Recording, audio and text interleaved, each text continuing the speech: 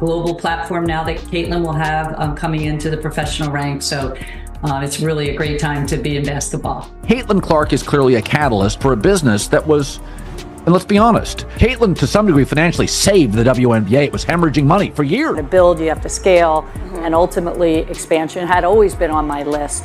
But we didn't want to rush into it because we wanted new owners, like new ownership groups. Anyone who knows sports here knows, like, it's a slog to be. How would you prevent your most valued asset, Caitlin Clark, from joining a rival company? Just a few hours ago, the WNBA provided the world with an answer to this query.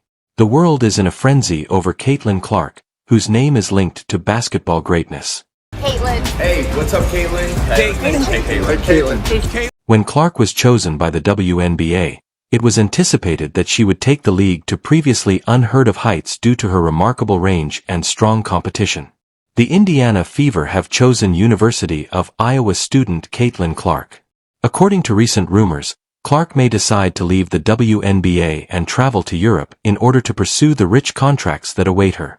However, the WNBA is now ready to make a remarkable offer for ownership. Because they believed Caitlin Clark would be a game-changer when she joined the WNBA, the Indiana Fever tried to keep her on American soil. Fever, select Caitlin Clark, University of Iowa. The WNBA saw Clark as their golden ticket following an incredible collegiate career in which she broke attendance records and attracted millions of fans. Because of her ability to attract large fan bases, improve TV viewing, and boost attendance to levels never seen by the league before, she was the most anticipated rookie in recent WNBA history. The Indiana Fever, who had trouble with attendance and performance, saw a dramatic drop in their numbers when Clark was chosen. I actually looked up how much the tickets were going for. I kind of cut that price in half. Sites like SeatGeek are charging hundreds and thousands for a seat at Carver Hawkeye.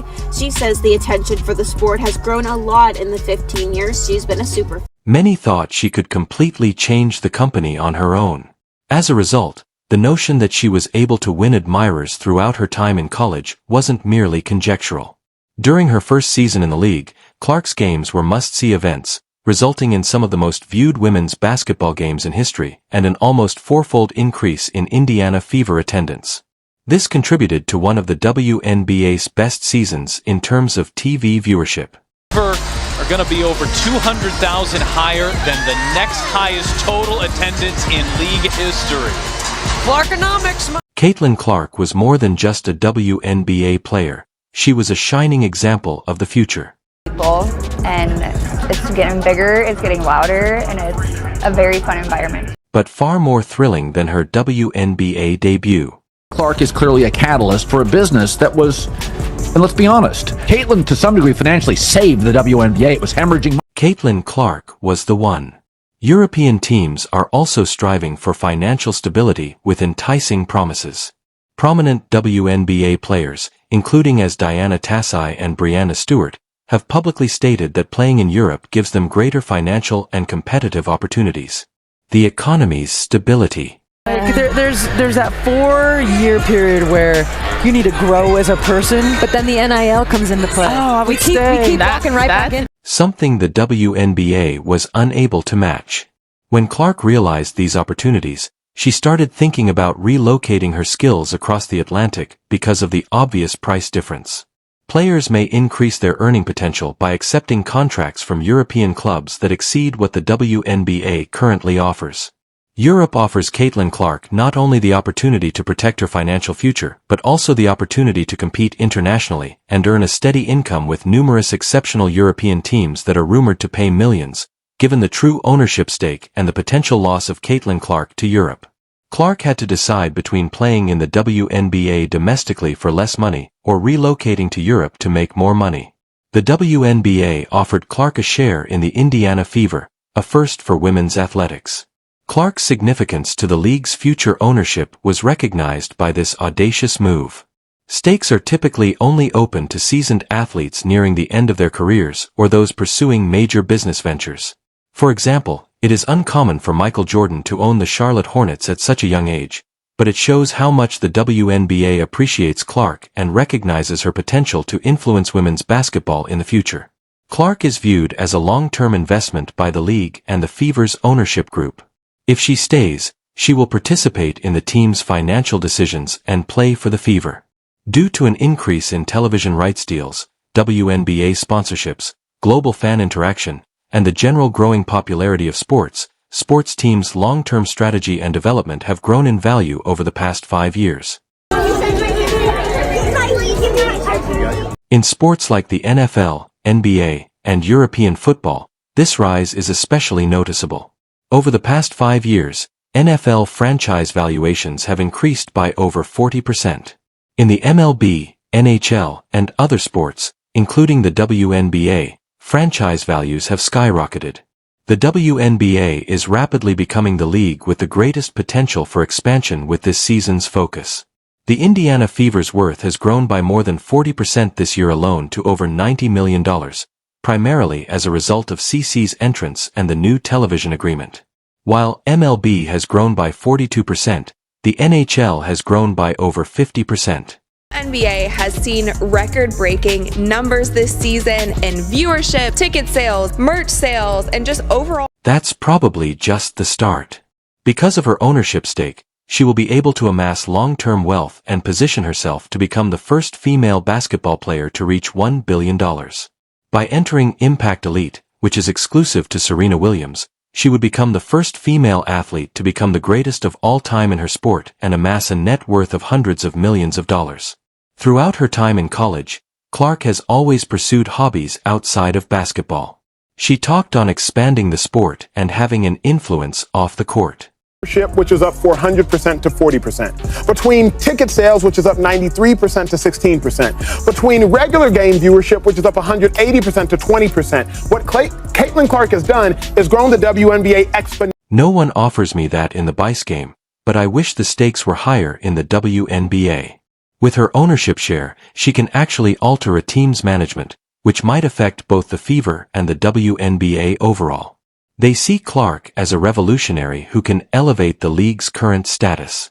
More than just a setback for the Fever, losing her to Europe would have prevented the WNBA from expanding its fan base. Every single thing I do, and I know I want to, help this franchise get even better, help my teammates get even better, be better for my teammates, and I know there's a lot of obtain more profitable sponsorship agreements and increase its visibility internationally in a league with low TV viewership. A historic increase in WNBA attendance could result from Clark's arrival. The league would benefit from Clark's consistent presence with these important players. Following after Caitlin Clark's been eliminated, and they're not into the league because they're conditioned by the. There is more to owning a major sports team than just making money. There are also legacy players who acquire influence, power, and ownership. Giving a gifted athlete an ownership stake goes beyond simply keeping her in the league. Preserving the WNBA's future is the aim. Oza Wilson, who has devoted herself to developing her professional and personal brand within the league, may view the idea that a rookie like Caitlin Clark would obtain such a significant status symbol as undermining the years of work and dedication that more seasoned players like her have put in. This arrangement may be interpreted by Wilson and other WNBA veterans as proof that the league is changing and that younger players like Clark are getting a lot of media attention. Players like Charlotte Hornets star Michael Jordan are seen by the public as more than just athletes. They may start to receive special treatment in terms of opportunities and sponsorships, which could cause conflict in the rooms, and they have the ability to shape the franchise's destiny. WNBA playoff game, 2.5 million viewers. Appreciate you. And I think that what she has done for women's basketball, especially in this country, has been phenomenal. There is no woman, no matter how great you were as a player, Cheryl. Since Clark's offer would set a precedent that future generations of players would expect, veterans who feel their achievements are being overshadowed by the potential of up-and-coming stars may feel underappreciated or left behind. In addition to attaining long-term financial security, Clark would have a unique position in the WNBA and be able to influence the Fever's financial decisions. Seeing a newbie take advantage of such opportunities might lead to tension for someone like Wilson, who has earned respect and a reputation through years of hard work. In addition to a financial gap, it signifies a change in the league's value structure for its younger, more marketable players relative to its more seasoned veterans. Basketball right now is a miracle. Some of the fans that were unhappy with her one play, a defensive play, called for that same tune. The offer of an ownership stake ultimately signifies the NBA's attempt to hang on to its most marketable players and Caitlin Clark's rising prominence, despite the fact that players like A.A. Wilson may be envious and annoyed by this move. Ahead of that, try and tamp it down or act as a league when two of your most visible players are involved, not personally, it would seem, but their fan bases are. Because it highlights a shift in the league structure that would prevent even seasoned champions from having the same opportunities as center stars because of younger media. This record transaction will probably have an impact on the NBA and may even lead to arguments among its best players. Now, the focus is on Caitlin Clark. Will she take the WNBA's historic offer to join the Indiana Fever as a co-owner? Or, like many others before her, would she travel to Europe in order to receive more money up front?